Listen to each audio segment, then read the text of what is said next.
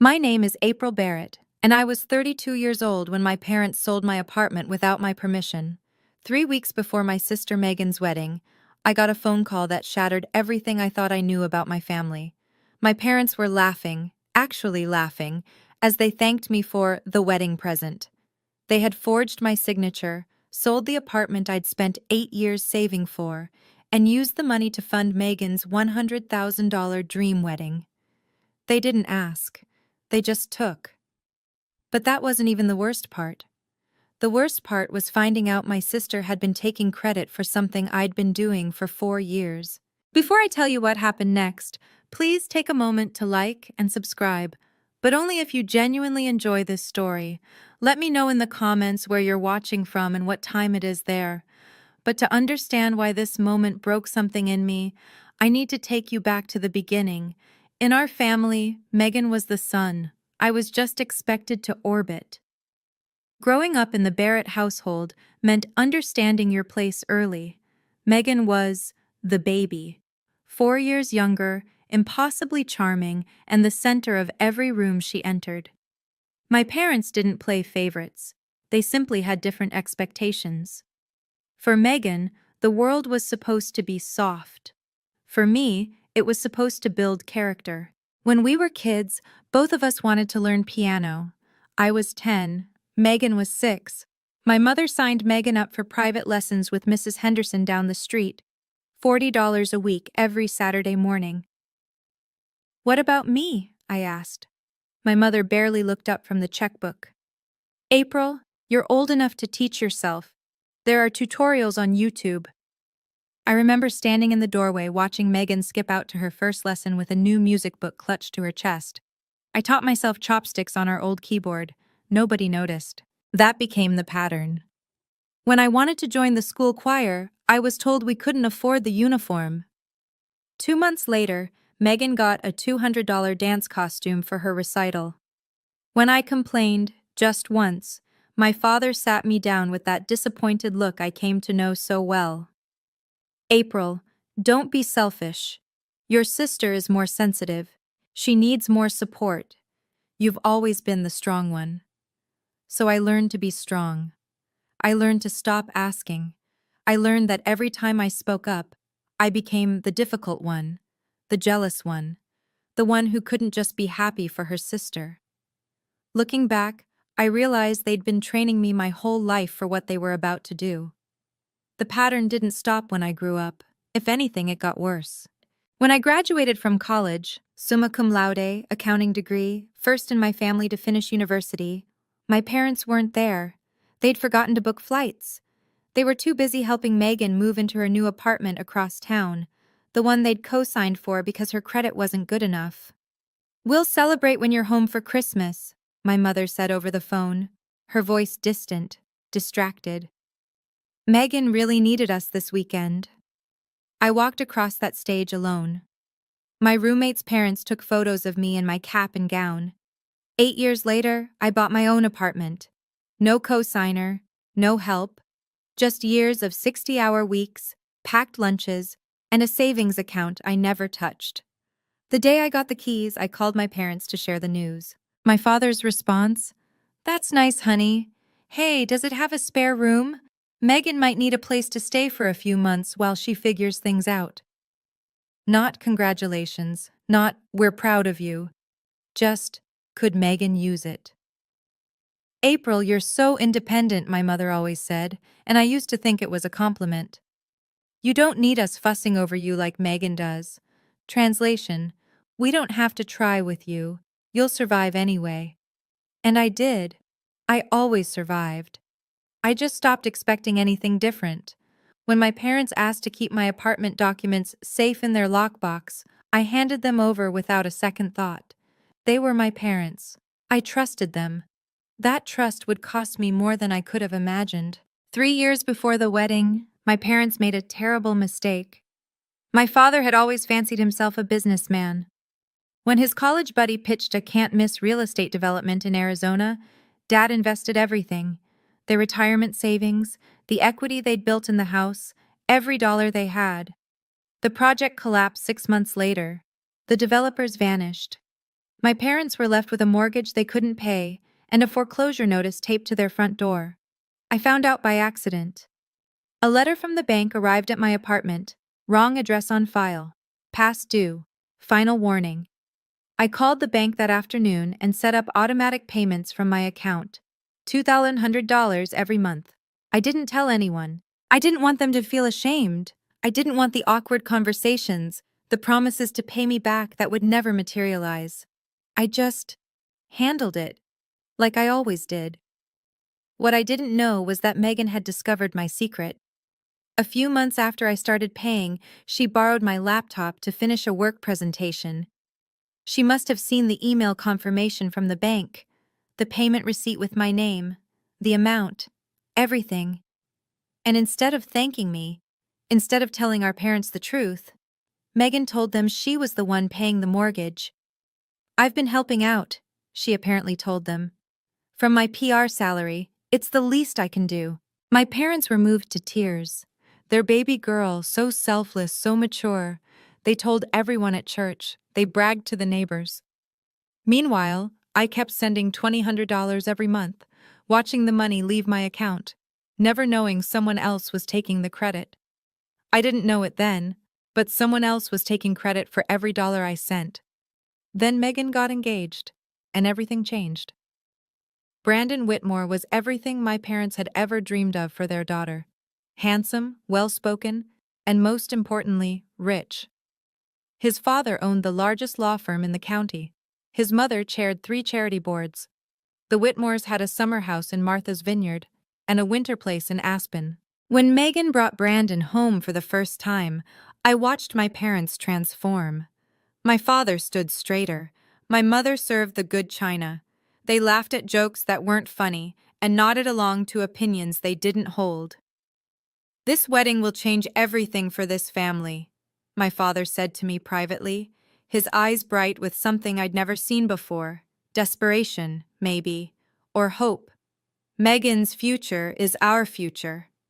They started planning immediately. Not just any wedding, a Whitmore-worthy wedding. The country club ballroom, 200 guests, a 12-piece orchestra, fresh flowers flown in from Holland. The price tag, $100,000. Money they didn't have. "Megan can't afford both the mortgage and the wedding," I overheard my mother saying to my father one night. "She's already sacrificing so much for us. We need to find another way." I remember feeling confused. Megan was barely making $3,000 a month at her PR job. How was she supposedly paying a $2,100 mortgage? But I dismissed the thought. Maybe she'd gotten a raise. Maybe Brandon was helping. I had no idea my sister was living a lie, and that my parents were about to make me pay for it. My mother started looking at my apartment listing online that same week. I didn't know that either. Not yet. My apartment wasn't just a place to live. It was proof that I existed. 8 years of my life had gone into those walls. Every promotion I'd earned, every vacation I'd skipped, every no I'd said to dinners and drinks and weekend trips. It all lived in that 800-square-foot space with the bay window overlooking the park. I'd painted the bedroom myself, a soft sage green that made mornings feel gentler. I'd saved for 6 months to buy the couch, a splurge I'd almost talked myself out of. The kitchen was small, but it was mine. The quiet was mine. For the first time in my life, I had somewhere I belonged completely. If I stayed silent, if I let them take it, I wouldn't just lose the apartment. I'd lose 8 years of work. I'd lose $180,000 in equity. I'd lose the only proof that April Barrett was more than a supporting character in someone else's story. And Megan would keep taking credit for my sacrifice. My parents would keep believing she was the good daughter. I'd keep paying their mortgage while they bragged about her generosity. Something shifted in me that night. They never asked my opinion because they didn't think I'd say no. They'd spent 32 years training me to accept, to adapt, to make room. And I had. God, I had. But this wasn't about being the bigger person anymore. This was about being a person at all. Being the quiet one doesn't mean you have to be the invisible one. That night, I made a decision. For the first time in my life, I was going to fight back, and I was going to expose everything. The call came on a Tuesday afternoon. I was at my desk, reviewing quarterly reports, when my mother's name flashed on my phone. "Honey!" She was laughing. I could hear my father in the background, chuckling along. "We just wanted to thank you for the wedding present." I set down my pen. "What present?" "Your apartment, sweetheart. We sold it. Got a great price, too. The buyer paid cash. Isn't that wonderful?" The room tilted. My hands went cold. "You... what?" "We knew you'd understand." Her voice was warm, completely oblivious. "You've always been so generous. And Megan's wedding is going to be just beautiful now. The florist alone..." "I didn't agree to this." A pause. My father's voice came through, patronizing and firm. "April, don't be dramatic. It's just an apartment. It's my apartment. We're family." My mother again, that patient tone she used when explaining something obvious to a slow child. "What's yours is ours. That's how family works. Besides, you'll find another place. You're so capable." Capable. The word they used when they meant disposable. My throat was closing. "How did you even—" "I didn't sign anything." Silence. Then my father cleared his throat. "We handled the paperwork. You'd given us the documents years ago, remember? We just facilitated things." Facilitated. They'd forged my signature. They'd committed fraud, and they were laughing about it. "The closing is next week," my mother added brightly. "We really appreciate you, honey. We always knew we could count on you." I hung up without saying goodbye. They were still laughing when the line went dead. They had no idea what they'd just done. But I was about to find out exactly how deep this went. Claire Donovan had been my best friend since our first week of college. She was also one of the sharpest real estate attorneys in the city. "They did what?" Her voice went flat when I told her. "Sold my apartment. Forged my signature. They think it's done. Give me an hour." 47 minutes later, Claire called back. "The transaction isn't finalized. They signed a purchase agreement, but the closing hasn't happened yet. The title company flagged some inconsistencies with the signature. It doesn't match your records on file." Relief flooded through me, followed immediately by rage. "So it's not legal?" "It's fraud, April. You could press charges." I sat with that for a moment. Criminal charges. Against my own parents. "There's something else I need to understand," Claire said carefully. "I've been trying to piece together your family's finances. Your mom mentioned to someone at the grocery store that Megan's been paying their mortgage for years. She was bragging about it." My blood turned to ice. "What did you say?" "She said Megan's been covering the mortgage, has been for a while now. Called her the selfless one." My hands started to shake. "That's not possible. I've been paying that mortgage for 4 years. Every statement comes from my account. Every receipt has my name." A long pause. "April, are you sure?"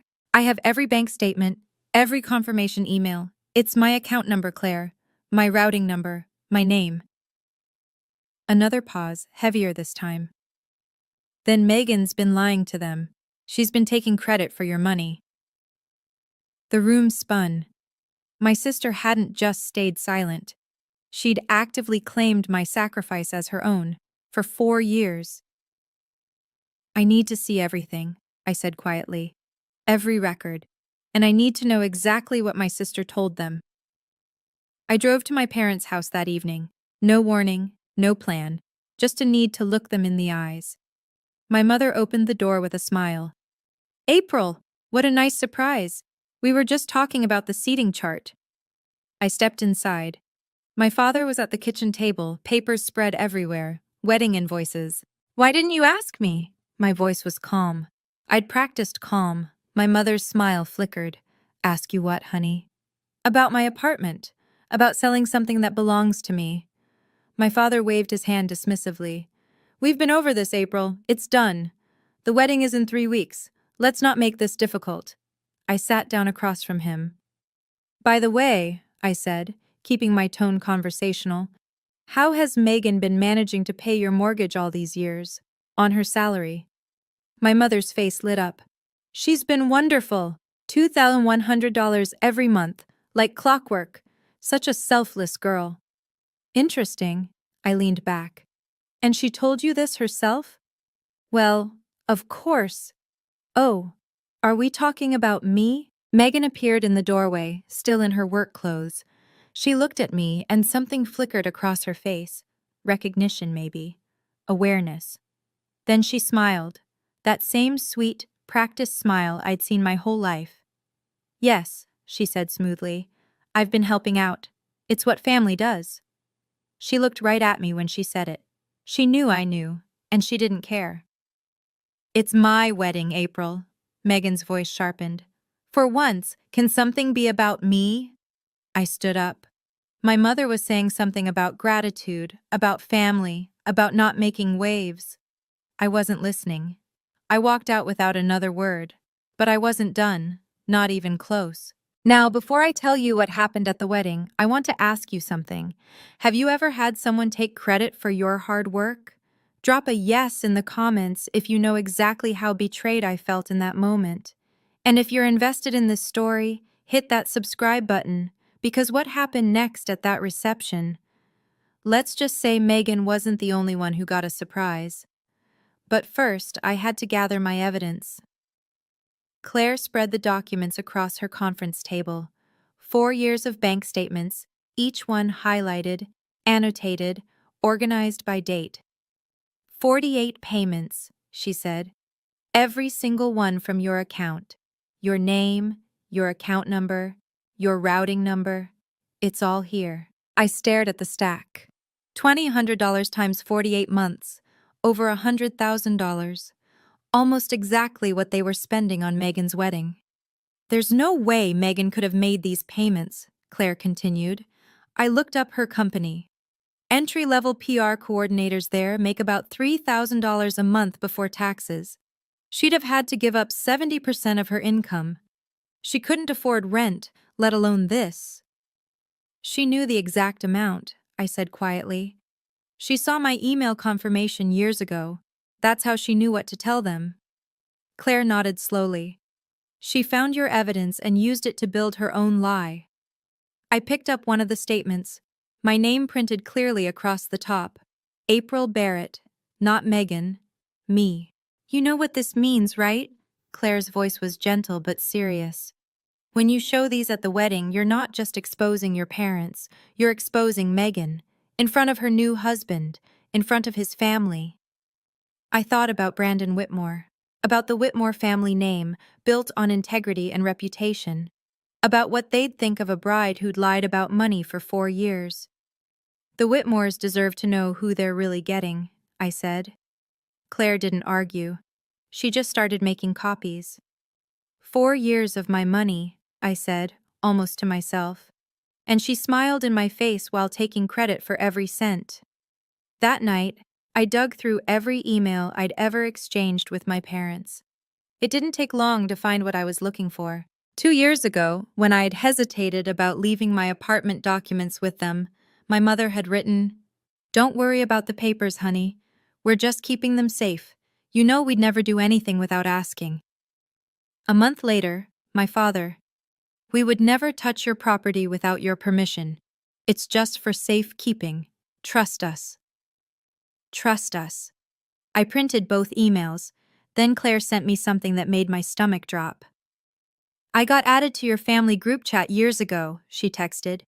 "Back when I helped your mom with her will. They forgot to remove me. I've been muted, but I can still see everything." She forwarded a screenshot. The message was from Megan, dated 3 weeks earlier, right after my parents decided to sell my apartment. "Don't worry about April's apartment. She won't make a fuss. She never does." I read it 3 times. Then a fourth. "She won't make a fuss. She never does." My own sister. She wasn't just complicit, she'd reassured them. She told them I'd roll over. She'd counted on my silence the way you count on the sun rising. My own sister, I said out loud, alone in my apartment. She knew exactly what she was doing. I printed the screenshot, added it to the folder. She didn't just stay silent. She told them I wouldn't fight back. She counted on my silence. And maybe once, she would have been right. But that was before I understood what I was dealing with. That was before I decided to stop being easy. You have 3 options, Claire said, sliding a legal pad across the table. 1. We go to the police now. Forgery is a felony. Your parents could face real charges. I thought about my father in handcuffs, my mother crying in a courtroom. What else? 2. Wait until after the wedding. Handle it quietly. But by then, Megan will be married into the Whitmore family. They'll protect her. They'll spin the narrative. You'll be the bitter older sister who tried to ruin everything out of jealousy. And 3? Claire met my eyes. Confront them at the wedding. Publicly. Before the marriage is finalized. The idea should have horrified me. Causing a scene at my sister's wedding. Humiliating my parents in front of 200 people. Everything I'd been trained to avoid. But something had shifted.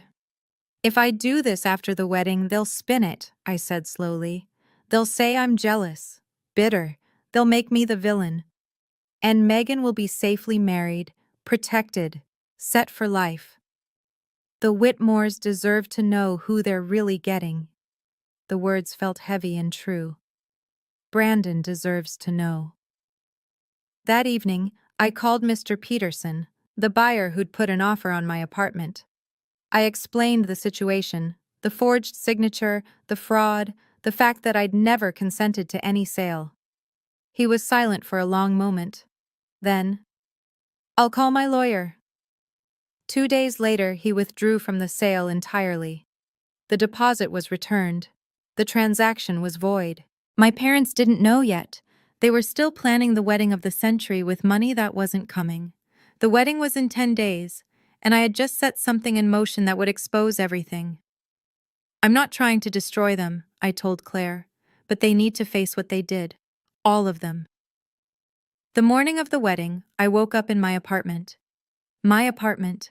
Still mine, still standing, still the only place in the world that belonged completely to me. Sunlight filtered through the bay window, casting long shadows across the bedroom floor. Somewhere across town, Megan was probably having her hair done, surrounded by bridesmaids and champagne and the promise of a perfect day. My phone buzzed, a text from Claire. Everything is ready, good luck. I showered slowly, made coffee, took my time. On my bed lay the bridesmaid dress Megan had chosen for me, a shade of pink that washed out my complexion, deliberately unflattering.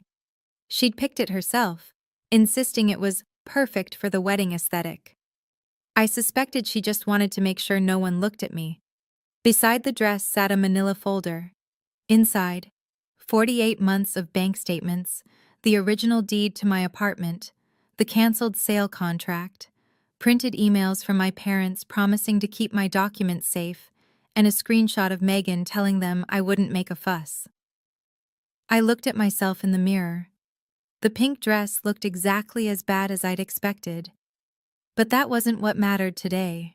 I picked up the folder, slid it into my purse, checked my reflection one more time. The woman in the mirror looked calm, resolved, not angry. That surprised me, not even nervous, just ready. They expected me to smile, toast, and play my part. They had no idea I'd rewritten the script.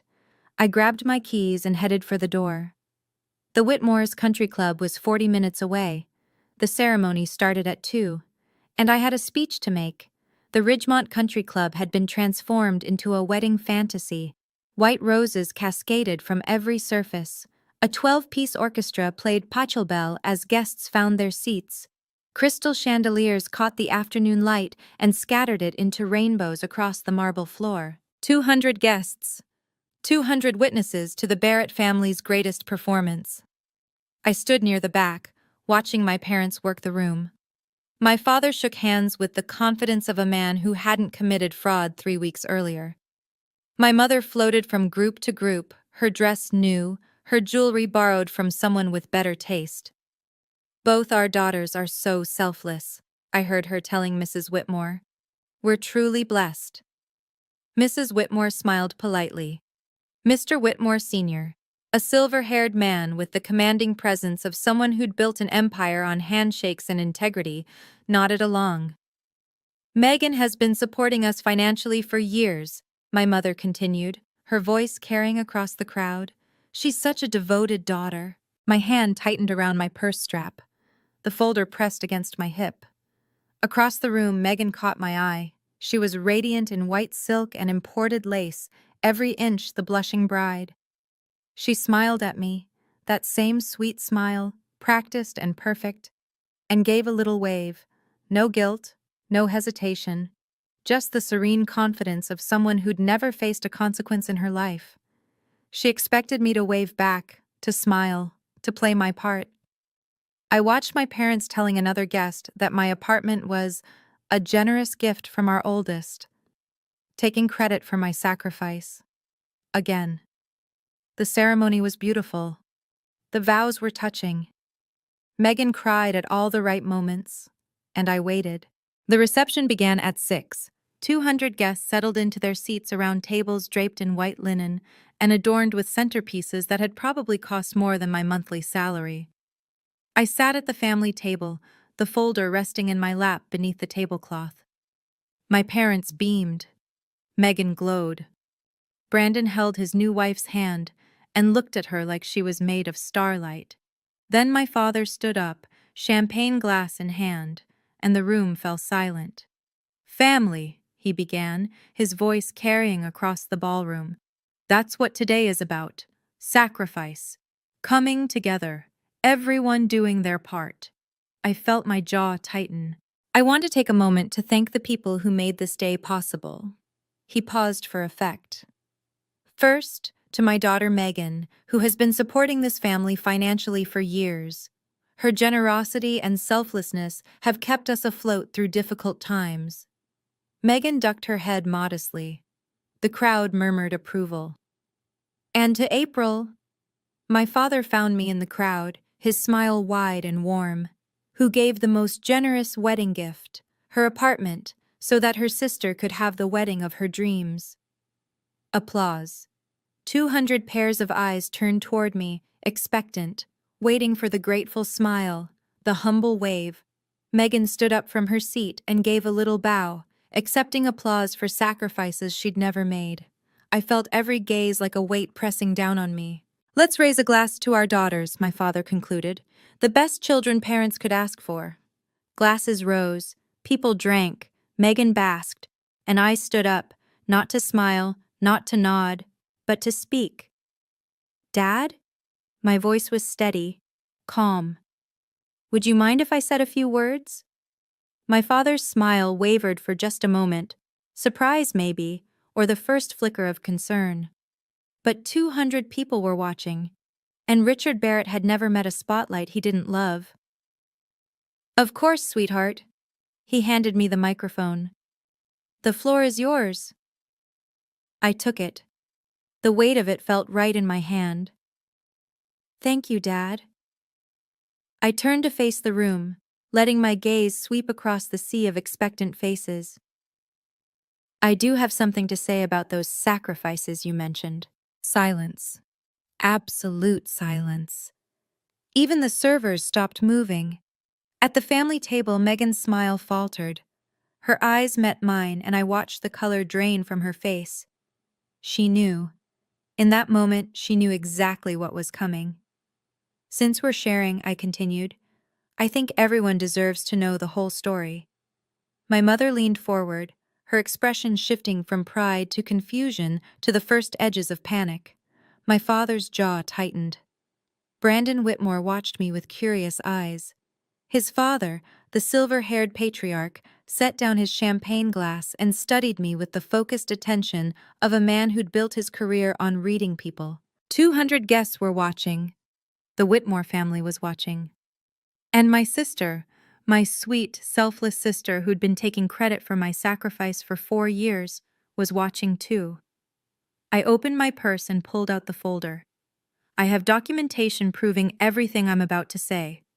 My voice didn't waver. "So please, let me finish." The Whitmores were watching. 200 guests were watching. and my sister's face had just gone pale. Okay, this is the moment you've been waiting for. But before I tell you what I said next, I need to know, what would you do? Would you expose your sister on her wedding day, or stay quiet? Let me know in the comments. And if you haven't subscribed yet, now's the time. Because what comes next changes everything for both sisters. Now, let me tell you what I said into that microphone.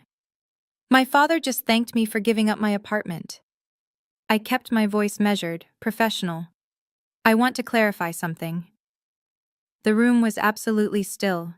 I could hear the faint hum of the air conditioning, the distant clink of ice in someone's glass. I didn't give it. I paused. Let the words land. I didn't sell it. I didn't even know about it until 3 weeks ago. Gasps rippled through the crowd. Mrs. Chen, Mrs. Smith from my parents' church group, covered her mouth. One of the Whitmore cousins leaned forward in his seat. My parents sold my apartment without my knowledge or consent. I held up the folder. They forged my signature on the sale documents. April, what are you? My father's voice was sharp, warning. I'm not done, Dad.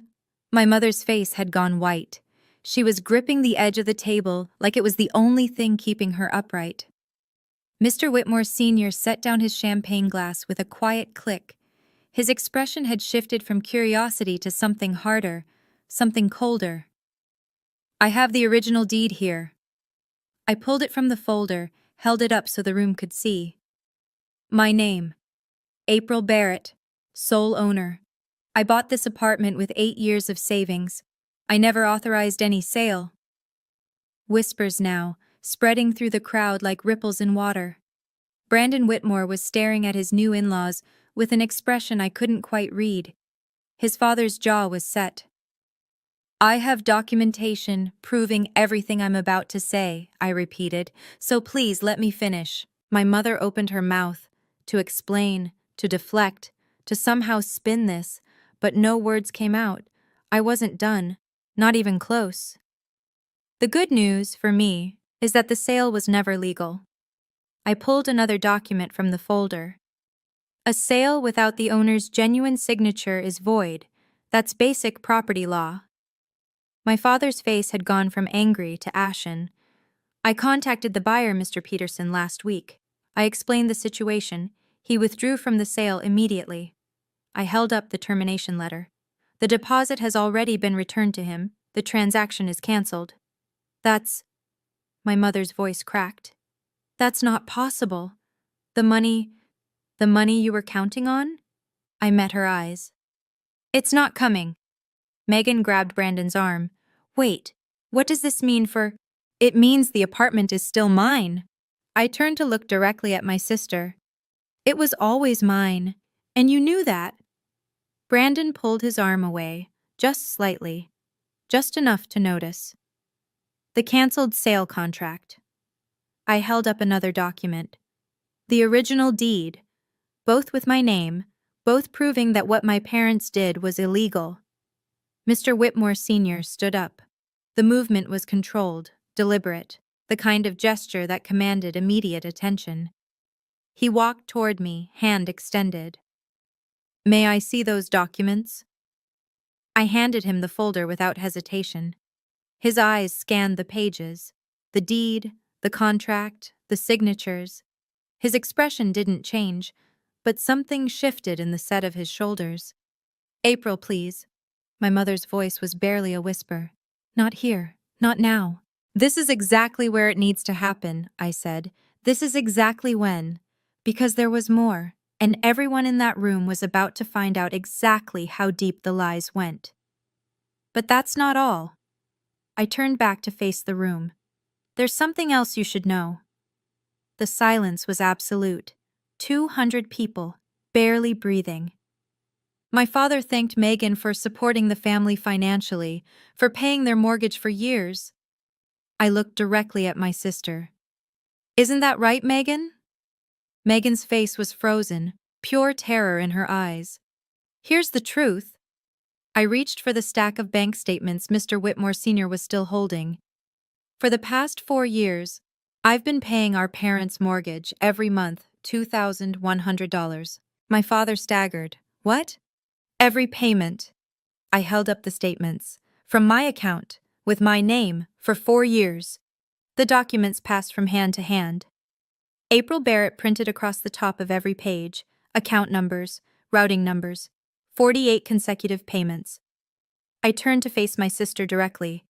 You saw my email confirmation years ago, Megan. You knew it was me, and you told them it was you. Megan's voice cracked. I can explain. You took credit for $100,000 of my sacrifice. My voice was steady, calm, final. Every time Mom praised you, every time Dad thanked you, every time you smiled and said, "You're welcome," that was my money, my sacrifice, and you stole it. Brandon Whitmore stood up slowly. He was staring at his new wife like he'd never seen her before. Megan. His voice was quiet, but it carried. You lied? About all of it? She reached for him. Brandon, please. He stepped back. Mr. Whitmore Sr. looked up from the documents. His eyes found my parents, then Megan, then settled on me. I didn't tell anyone because I didn't want you to feel ashamed, I said. But Megan? She took credit for my sacrifice, for 4 years. I want to be clear. I lowered my voice slightly. I'm not doing this to hurt anyone. A few people shifted in their seats. Someone coughed. I'm doing this because the truth matters, and I'm tired of being the one who stays silent. I set down the microphone for a moment, gathering myself. The room was holding its breath. As of today, I'm no longer paying your mortgage. My father's face crumpled. April, you can't. We'll lose the house. You tried to take my house. I picked the microphone back up. And Megan took credit for keeping yours. I looked at my sister. She was crying now, mascara streaking down her cheeks, but I felt nothing. Not anger, not satisfaction. Just a vast, empty clarity. Maybe now you can actually start paying it, Megan, since everyone already thinks you do. Then I turned to my parents. And despite everything, what I felt in that moment wasn't rage. It was sadness. I loved you enough to save your home in secret. 4 years, over $100,000. I never asked for thanks. I never even told you. My voice cracked just slightly. Neither of you loved me enough to ask before taking mine. I set down the microphone. The click of it against the table echoed through the silent ballroom. I picked up my purse, lighter now, without the folder, and turned to leave. From across the room, I heard Claire's voice, quiet but clear. That's my girl. Someone else might have stayed to watch the fallout, to see the tears and accusations and desperate explanations. But I was done. I'd said what I came to say. Now it was time to go. The silence lasted exactly 4 seconds after I set down the microphone. Then the room erupted. Whispers became murmurs, became open conversations. Guests leaned across tables, trading shocked glances. Someone's phone was already out, recording. The Whitmore cousins were huddled together, expressions ranging from horrified to grimly satisfied. Is it true? Brandon's voice cut through the noise. He was standing now, facing Megan. Did you lie to me too? I didn't. Megan's voice broke. It's not. I was going to tell you. 4 years. Brandon's voice was flat. You lied about money for 4 years. To your own parents. To me. Mr. Whitmore Sr. approached my father. The two men were roughly the same age, but the difference in their bearing was stark. My father looked shrunken, diminished. Mr. Whitmore looked like a man about to deliver a verdict. You told us your family was honest, Richard. His voice was quiet but carried. You told us Megan was trustworthy. It's a misunderstanding, my father started. There's nothing to misunderstand. Mrs. Whitmore had risen too, her face cold. She lied about money for 4 years. That's not a misunderstanding, that's a pattern. Megan pushed through the crowd and grabbed my arm. April, wait, you ruined my wedding. I stopped, looked at her. No, Megan. My voice was calm. You ruined it yourself, the day you decided to lie. I watched her face crumble, not with remorse, but with the shocked disbelief of someone who'd never been told no in her life.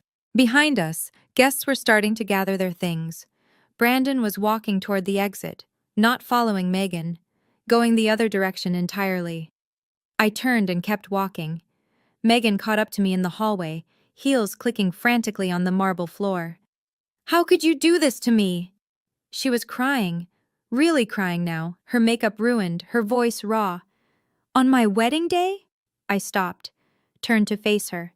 "You knew what you were doing every single day for 4 years. I was trying to help.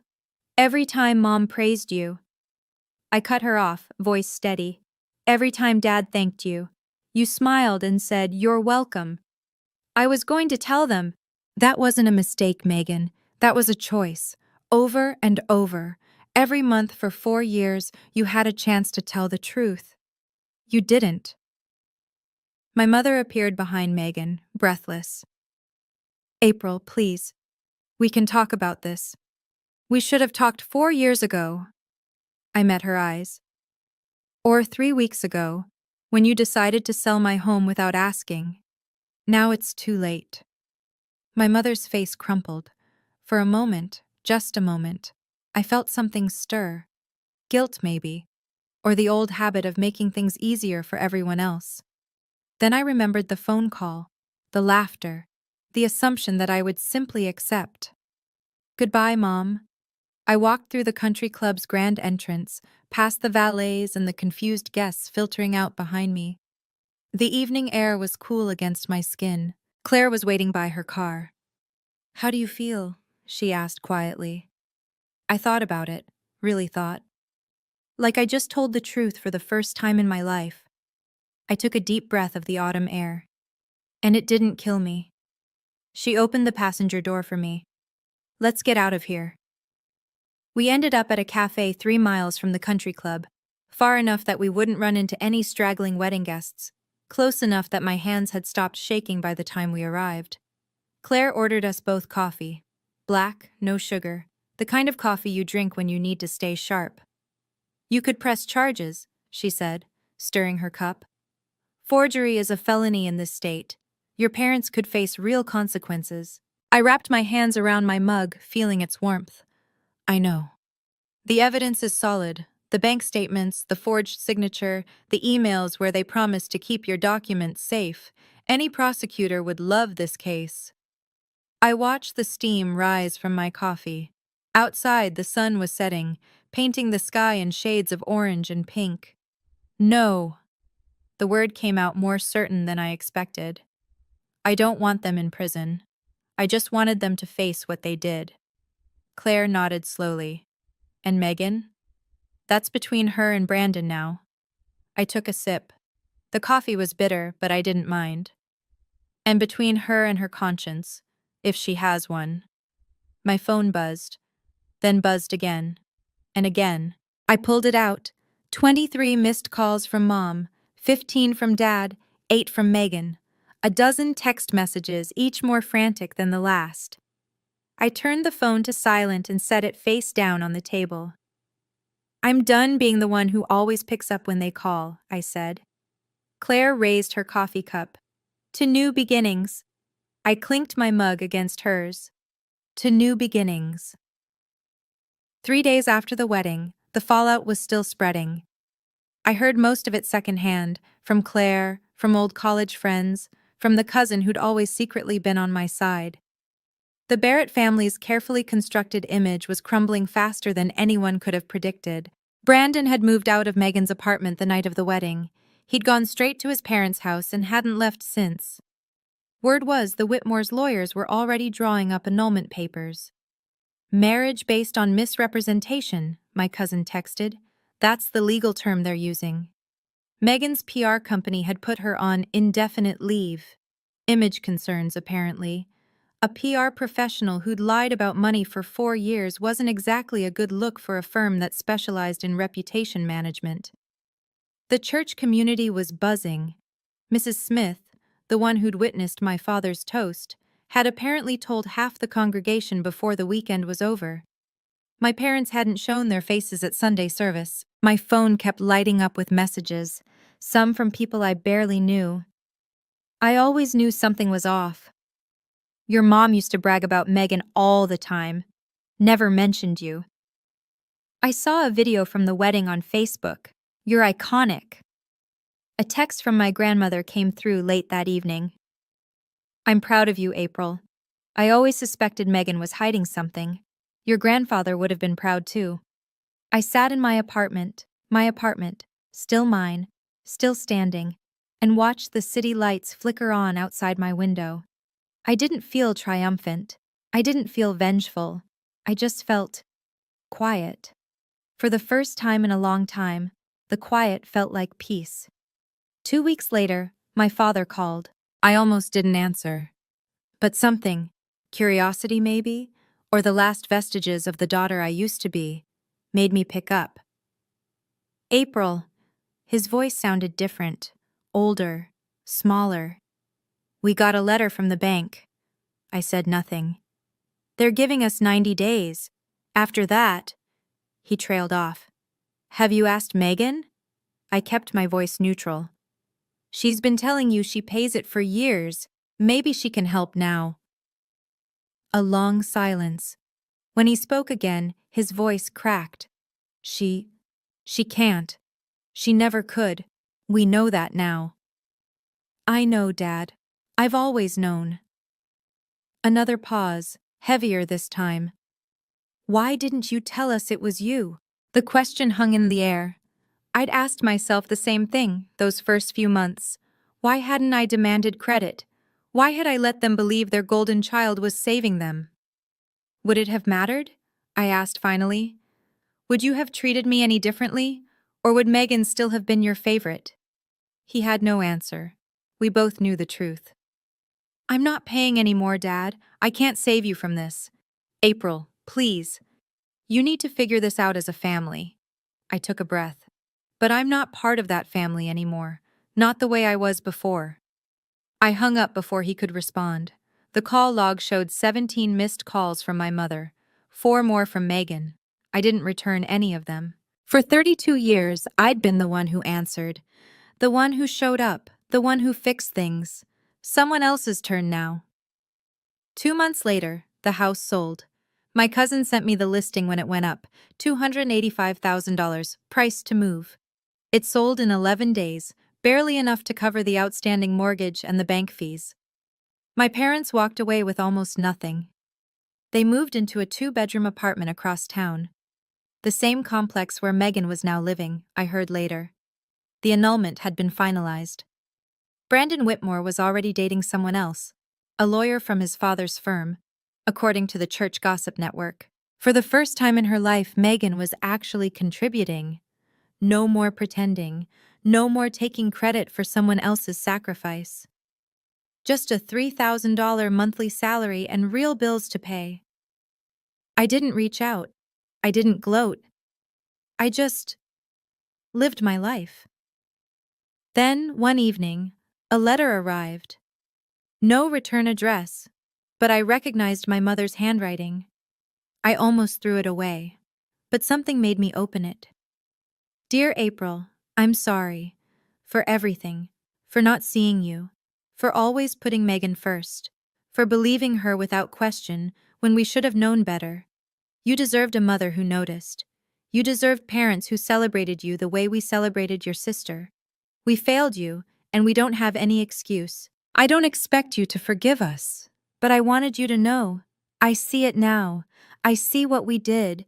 I see what you gave us all those years, and how we never once said thank you. Your father is too proud to write this, but I'm not. You deserved better. Mom. I read it twice, then set it on my kitchen counter. It's a start, I said to no one. But words are cheap. Actions take time. 6 months after the wedding, I sat in my apartment watching the sunset through my bay window. The same apartment. Still mine. But somehow, everything about it felt different now. I'd repainted the bedroom a deeper shade of green, bought new curtains, replaced the old couch with something I'd actually picked out myself, not just settled for. The space felt lighter somehow, like it could finally breathe. Claire came over for dinner every Thursday now. We'd cook something ambitious, drink wine, and talk about everything except my family. "You look different," she said one evening, studying me across the table. "Lighter." "I stopped carrying people who would never carry me." She raised her glass. I raised mine. Work was better too. The promotion I'd been chasing for 2 years finally came through. The extra $800 a month, money that used to disappear into my parents' mortgage, stayed in my account now. I'd started a travel fund, booked a trip to Portugal for the spring. 32 years of saving everything for everyone else. 32 years of being the backup plan, the safety net, the reliable one who never asked for anything. Now finally, I was learning to spend something on myself. My phone buzzed, a text from a number I hadn't blocked. "Megan, I'm sorry for everything. Can we talk?" I stared at it for a long moment. A year ago, 6 months ago even, I would have answered immediately, would have smoothed things over, made peace. But I wasn't that person anymore. I set the phone down, took another sip of wine, watched the last rays of sunlight fade from the sky. Maybe someday, but not today. You might be wondering if I'll ever forgive them. Honestly, I don't know yet. What I do know is that forgiveness isn't the same as letting people walk over you. It's not about pretending something didn't happen. It's not about making yourself small again so everyone else can feel comfortable. Being the quiet one, the peacekeeper, the one who always gives, that's not a virtue if it comes at the cost of your self-respect. I learned that the hard way, over 32 years of being taken for granted. I used to think my silence made me the bigger person. Turns out, it just made me invisible. I spent 32 years being easy. Easy to ignore, easy to take from, easy to overlook, easy to lie to. I'm done being easy. My phone buzzed again. Megan's text still glowing on the screen. "I'm sorry for everything. Can we talk?" I picked it up, read the message one more time. Then I typed back. "Actions, not words. Show me you've changed, then we'll talk." I hit send. Maybe she would. Maybe she wouldn't. Maybe my parents would find their way back to me someday, with more than just letters and apologies. Maybe they wouldn't. But that wasn't really the point anymore. The point was that I'd finally stopped waiting for them to see me. I'd stopped needing their approval to know my own worth. Family isn't about blood, it's about respect. And respect goes both ways, or it goes nowhere. I looked around my apartment, still mine, always mine, and smiled.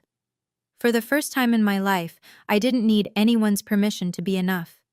I already was. And that's my story. If you've ever been the quiet one who someone took credit for, the one who gave and gave while others stole the spotlight, I see you. Drop a comment. What's your boundary now? What line won't you let anyone cross? If this story hit home, subscribe and check out another story in the description. Thank you for being here with me.